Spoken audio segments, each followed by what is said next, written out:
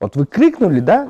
Кыйкырыктан кийин вот это перевоплощение зверьге. Дай оценка, шашпа. То есть перевоплощение в этот, меняешь маску. Ушундай кантип болсун, мыйзамдын сакташы керек. Ач карын көмүш тыйындарын жытканга мажбурлоо. Эй, Герострат деп кыйкырдым.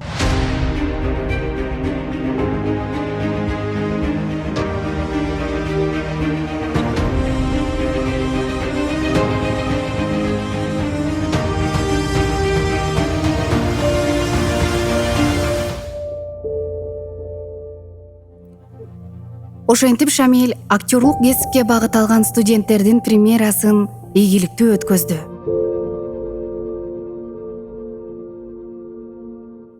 Эми ага адамдын жан дүйнөсү, ар кыл мүнөзү, өткөн доордун бүгүнкү күндө актуалдуу болушу кызыктырды. Негизи өткөндө бир киши мага айтат да: "Эми кому сегодня классика нужна? Зачем? Надо чуть полегче, жеңилирээк, элге жагымдуу болсун, эл келип театрга эс алып, баягы көңүл ачып кетсин. Эмне эле мрачный, кандайдыр бир ушундай теманы алып атасың" деп. Тем более Достоевскийдин Кылмыш жана жаза романын алып атпаймынбы. Мен өткөндө бир журналисттерге айтып бердим да, бир окуя. Могул жайында пандемия учурунда бир киши соттолуп кетти. Аптекадан дары уурдап. Анан териштирүү иштери болгондо билинди да, балдары ороттур. Балдарына ушул эми өмүрүн сактап калайын деп дары уурдап 3 жылга кесилип кетти. Ошол эле маалда биз көрүп атабыз, биздин Кыргызстанда миллиондогон уурдаган адамдар штраф төлөп коюп чыгып кетип атышат. Частный клиникаларда лечение алып атышат.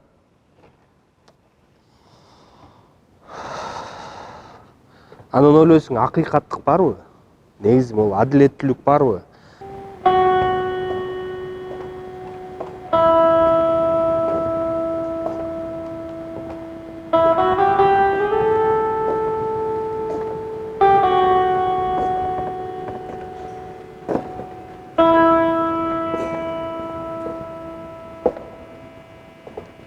Таякты коёбуз, э?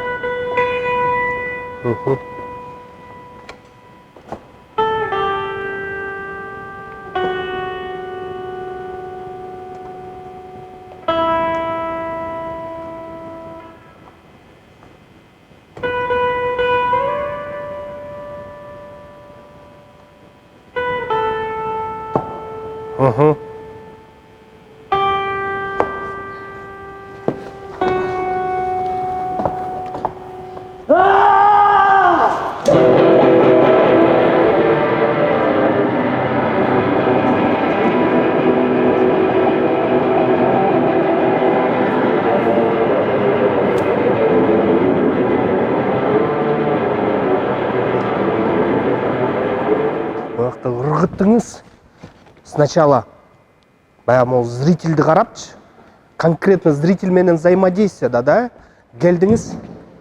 Андан кийин билесиңерби эмне болду? Мына мен акмак, мен деген нерсе деп атат. Ушул бир бой. Мен түшүнүп атам, азыр кичине могулар мешать этип атышат, но я бир линияны тактап алсак, чтобы эртең прогондо сиз уже эме. Могул спектакльде мен Раскольников жөнүндө койгон жокмун. Бул спектакль Раскольников жөнүндө эмес. Ал баягы кемпирди өлтүргөн жок. Мен ал теманы албай, Мармеладовдардын үй бүлөсү жөнүндө койдум. Ал кыскача айтканда билебиз баарыбыз, чыгармада ичип кетет Мармеладов, аракка берилип, кедейчиликте жашашат. Анан Сонечка Мармеладова ушул үй бүлөмдү багам деп проституцияга барат. Айла жоктун, аргасыз. Бүгүн биз осуждать этсек болот андай кишилерди. Но ушул микроскоп менен ушуларды карап көрсөкпү через микроскоп. пытаться понять, кто эти люди сегодня, люди дна. Социалдык дноого түшүп калган адамдарды кээде биз баратып бомжторду болобу же ушундай түрмөдө отургандарды биз осуждение менен карайбыз да сразу осуждать этебиз да. Акмак киши, жаман киши, бул деген проститутка деп. Сойку. Вот кептин баары ушунда да, эмне түрткү берип атат.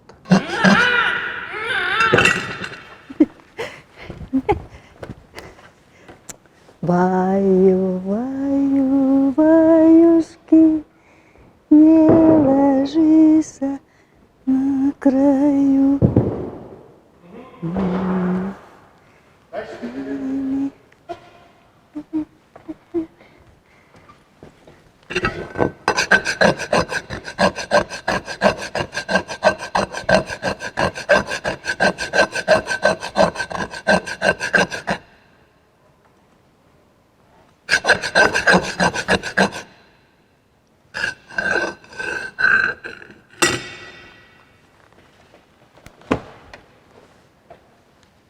Ай, ай, ай.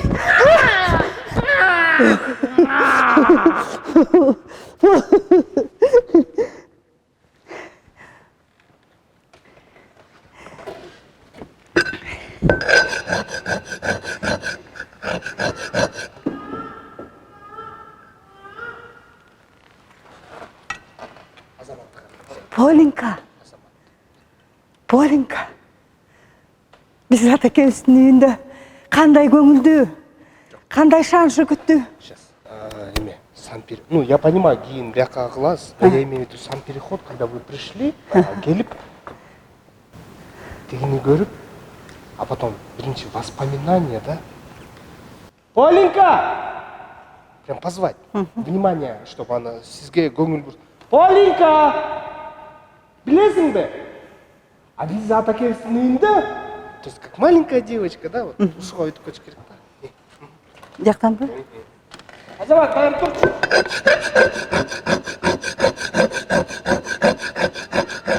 Катерина Ивановна, мен сразу түшүндүм да ушуну жипаризде же ойнош керек деп. Сразу эле мындай болот, совпадение, билбейм эмне деп коет муну. Өзү эле келип, топ келип калышты да. Менин идеям менен эженин сунушу.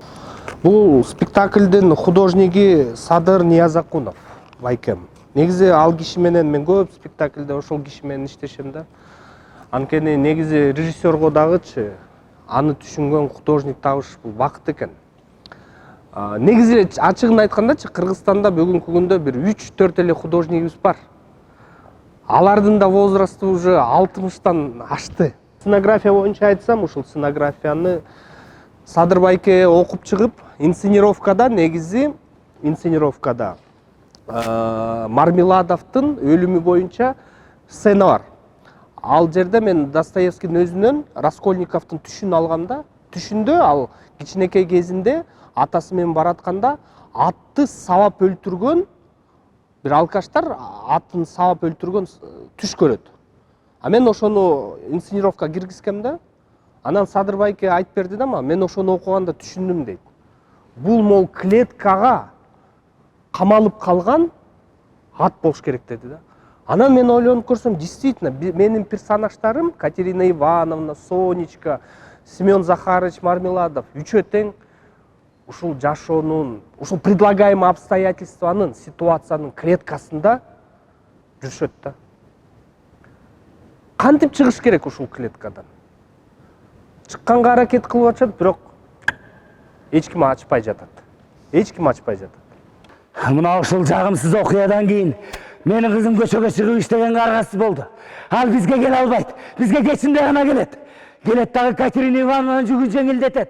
Тапкан каражатын берет. А мен болсо ошол күнү эртең менен эрте турдум дагы. Самсалаган кийимдеримди кийип алаканымды асманга жайып туруп, улуу даражалуу Иван Афанасьевичке жөнөдүм. Баарын уккандан кийин, "Болтур Мармеладов, сен менин үмүтүмдү бир жолу талкалагансың. Дагы бир жолу өз карамагыма алайын, бар, жол" деди. Үйгө келдим дагы. Мени кызматка алышты. Мындан кийин айлык алып жашайм деп жар салдым. Ошондо эмне болду билесиңерби? О, Кудай! Катя менен Соня Азамат Құдайдың падышачылығына көшіп келгендей эле болдум. Буга сен жатчы элем го. Эч кимге керегим жок. Маш болуп ар кимден телегип. Азыр андай эмес. Азыр сүт бышырып берет, балдарды тыйышат, бутунун су менен башышат, кофе берет. Таза каймак таап келе баштады. Мындан 6 күн мурун өзүмдүн биринчи айлыгымды алып келгенде Катерина Ивановна менин бетимден акырын чымчып туруп, мени чабагым dedi.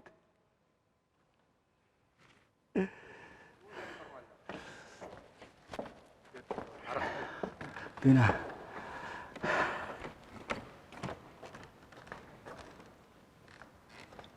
Обвинение, да?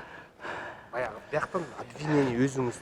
Мына ошол кыялдануулардан кийин мен эртеси күнү эле сандыктын ачкычын акырын уурдап алып, калган аракты, акчанын баарын ичип салдым.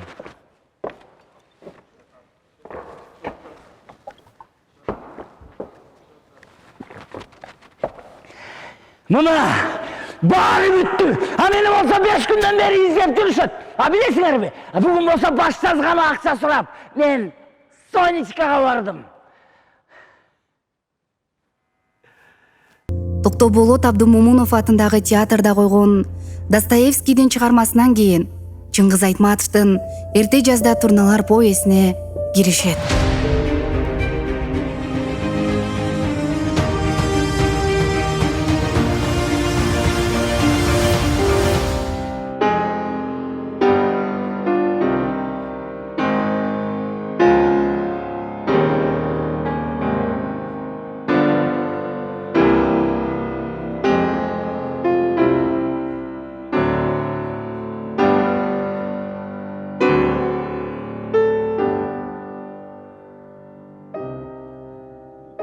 Бул театрга негизи мен 2006 жылы биздин Бибисара Бишеналиева атындагы искусство университетин бүтүрүп аяктагандан кийин драматылык ушул театрдын көркөм жетекчиси Бектен Абдулдаев мени алып келген.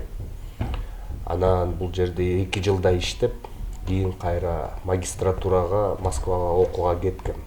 Анан келгенден кийин Кыргыз драм театрында иштедим, башка театрларда иштедим. Бизди кызыктырган ушул чыгарма эмне үчүн бүгүн дагы актуалдыгы бар, бүгүнкү зрительге. Понимаете ме?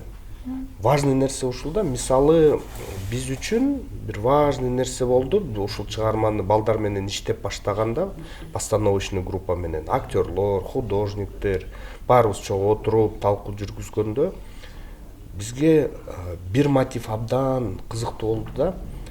Согуштун өспүрүмдөрү, улар ким? Бүгүнкү күндө. Да, бизде согуш болгон жок. Кыргыз элибизде Кудайга шүгүр, тынч.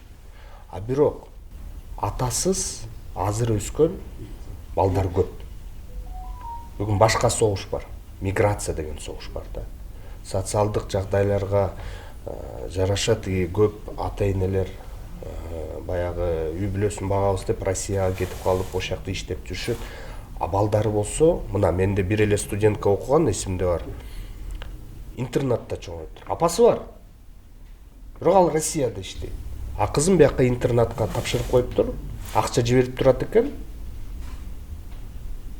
Да, айла жок кетти.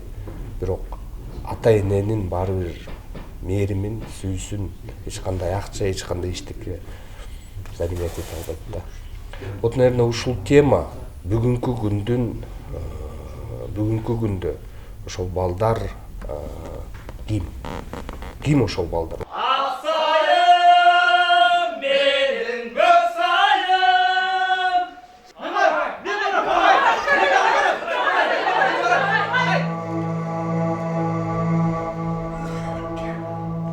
Душманды кантип жеңебиз? Намыбызда, окуубузда мол болуш керек.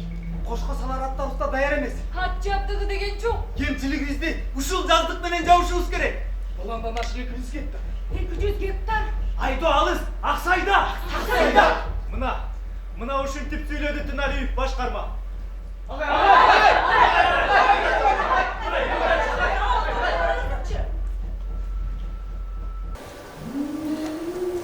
Далактан аңгыр көрүнмай, далага айдалып, биз болуп өтер сыздатат экен да. эмнеси болсо да согушта алар аман эсен келсинчи. Балдарын атасын көрбөгөнүнө 1 жыл ашкан. Şu canlar. Şu. Çıkın kırıkı.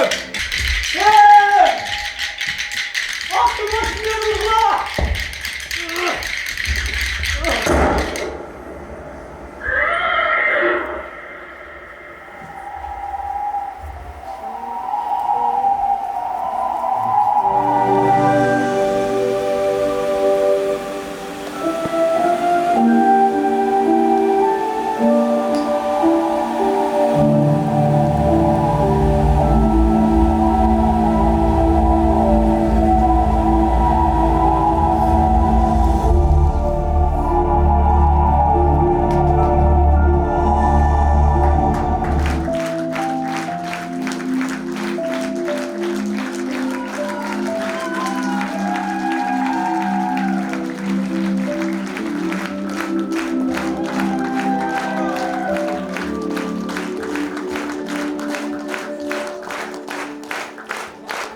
Согуш учурундагы окуялар театрдын шарттуулугунда жаңы табылгаларды талап кылды.